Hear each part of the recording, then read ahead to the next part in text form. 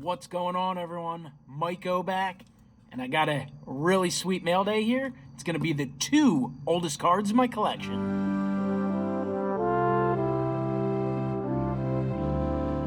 What's going on, everyone? MikeO back. Super excited to share these 2 cards with you. 2 awesome additions to my collection, and really excited. I've had a ton of fun in the hobby lately. I've been getting more and more into vintage cards and pre-war cards, and I credit many of you out in YouTube land for helping guide me, helping me expand my horizons in this hobby. Few channels I want to shout out quick: Nuff Said Cards, Maxa Jackson, Yankees Cards, Dustin Bellinger, Blue Jacket 66. There's so many others as well, but these are all guys that collect different unique items. They all have, slightly different collections and different things they chase down, but all of them helped inspire me to expand my own collection. And being a Phillies fan, for those who aren't aware, new to the channel perhaps, I am a Phillies fan and a Phillies collector, and that's given me something that I can chase down in terms of the vintage cards and the pre-war cards. So for those who aren't aware, the Phillies were established in 1883 as the Philadelphia Quakers. They officially changed their name to the Phillies in 1890, and at this point, they are the oldest continuous one-name, one-city franchise in professional sports. That might come as a surprise to some people. They're not necessarily one of those top teams in baseball that people think about, I guess, historically, probably because they had decades upon decades of just total futility where they were absolutely awful. The fact that they've been around so long and had those stretches of really rough teams allowed them to become the first franchise in professional sports to lose 10,000 games, so not necessarily something you'd be super proud of. But enough of me talking about the Phillies and this hobby. Let's show off these 2 cards I've added to the collection. Both of them are in SGC cases. Both of them are graded 1.5 fair. Good enough for me. Really like the way these cards look. We've got a 1886-87 Old Judge N172. And we also have an 1887 Allen and Ginter. It's the N28.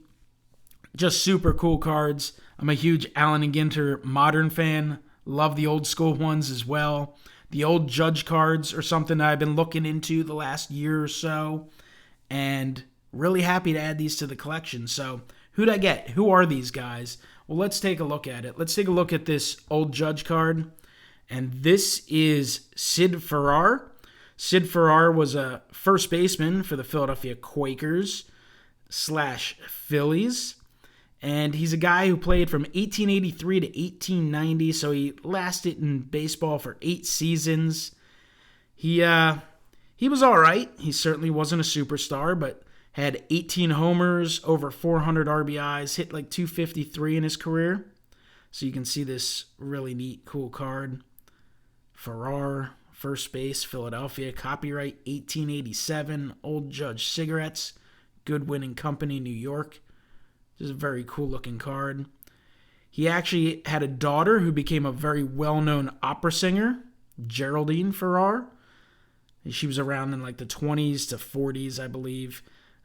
Here's the back. The back does have some marks on it, but that's all right. Blank backs. But his daughter was an actress as well, so his daughter is certainly more well-known generally than Sid Farrar was. But I'm happy to be able to add his card to the collection. Just very, very cool. Super neat. Get that little action pose of him catching a ball that's tossed his way. I know there's a few different poses, I guess, of different players and stuff. And an interesting checklist.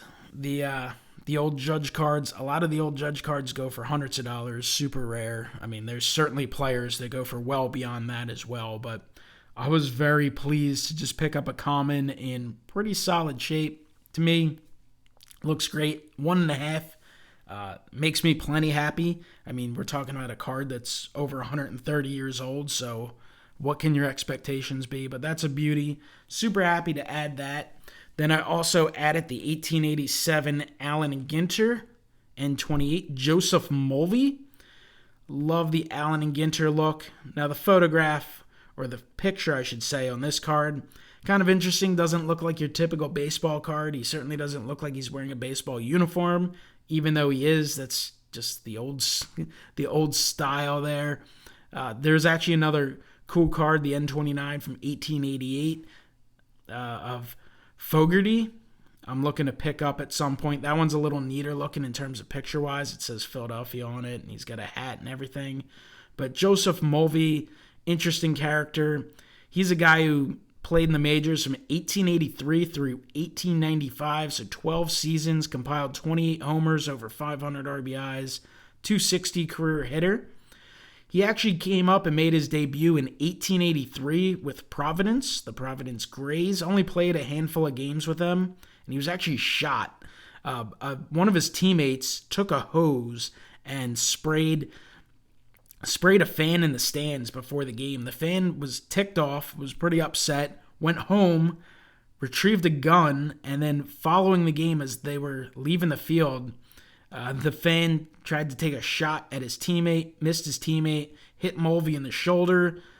It was only a flesh wound from what I read. It wasn't super serious. He was traded shortly after to Philadelphia, played a handful of games for them at the end of the year. So that's pretty interesting. You don't really think of gun violence in baseball, specifically in the late 1800s, but I guess that's been a problem with people for years and years. Interesting, though. He played with the Quakers and Phillies after that for quite a while. Moved on at some point and then came back. Played for the Phillies again for one season towards the end of his career. And then actually, apparently, at the age of 69, at that point, he was obviously well retired, but he was retired as a baseball player, I should say. He still worked for the Phillies as a watchman, watching the stadium, and he actually died at the age of 69 in Shibe Park in the locker room.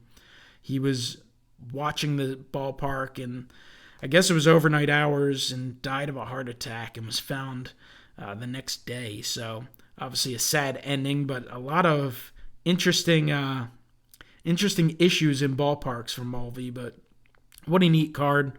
Take a look at the back real quick. You can see one packed in each box of 10 cigarettes.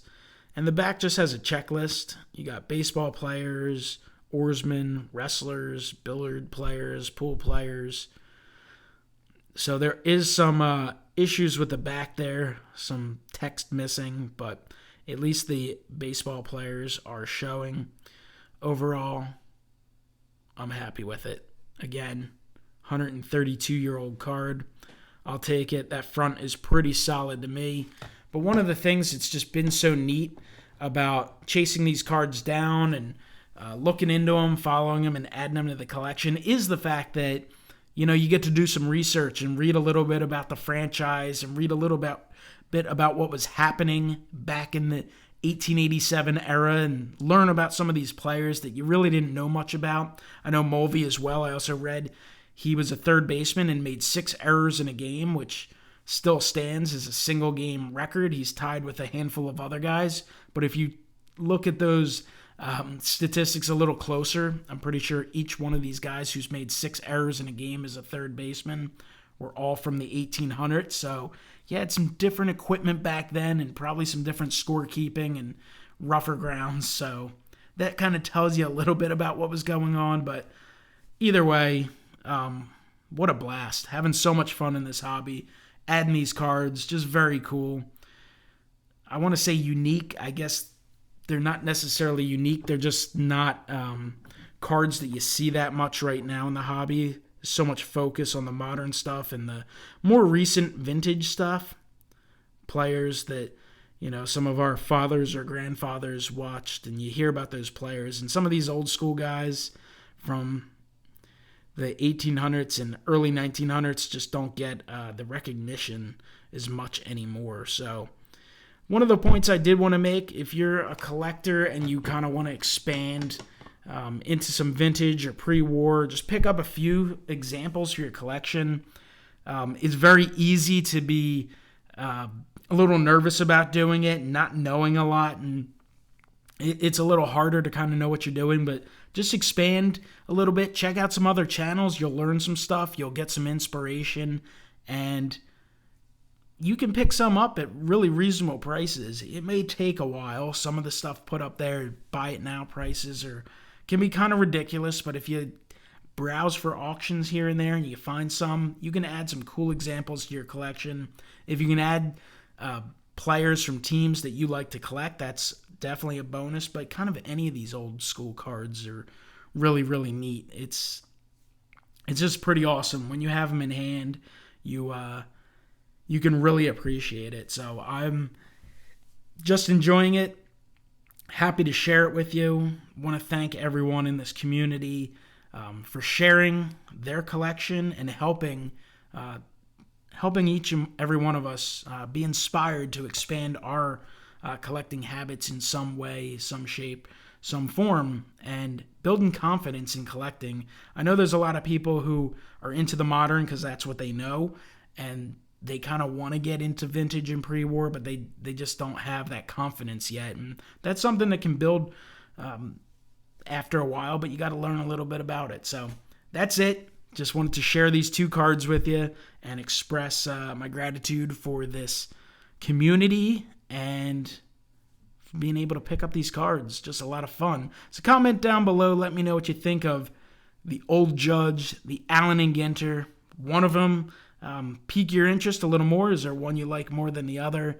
Let me know down below, and I'll talk to you next time. Have a great one.